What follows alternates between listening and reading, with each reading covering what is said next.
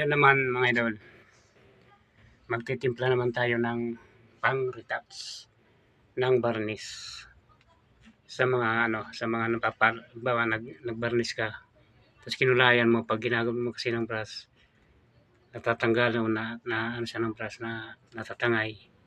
So i-ano na lang po natin, i-retouch ng dito. Ito pencil brush ko tawagin. Alam ito ng mga kapwa natin pintor, varnisador. Ito i-retouch ko. Ito ako lacquer type to, kasi varnish lang, kailangan lacquer type din ito gamitin mo. Automotive lacquer, tinting color, yellow oxide. Yan.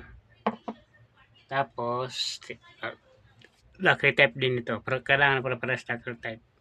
Tatlong klase ng kulay.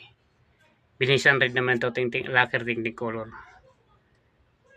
Pagka may mix natin, pero kailangan mo makuha yung tinitimpla mo na yung sinusundan mong kulay.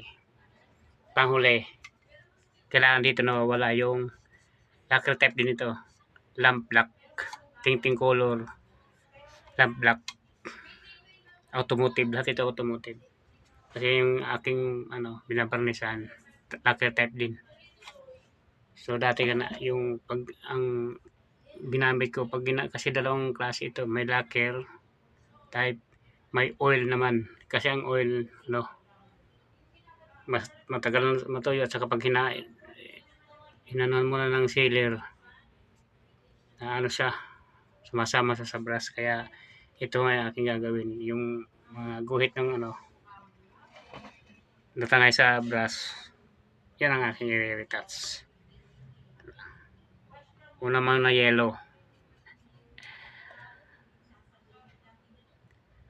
black,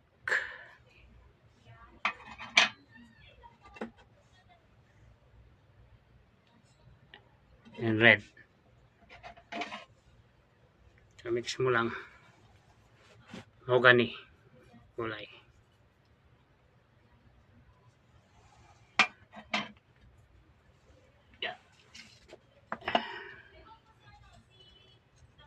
Ito white, white. Lalagyan natin. Pakita ko sa inyo kung paano pag natin na-mix ko na.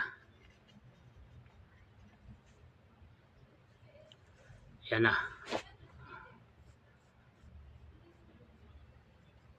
Yan guys, mahogany na yan. Medyo maitim lang dyan tingnan, pero to,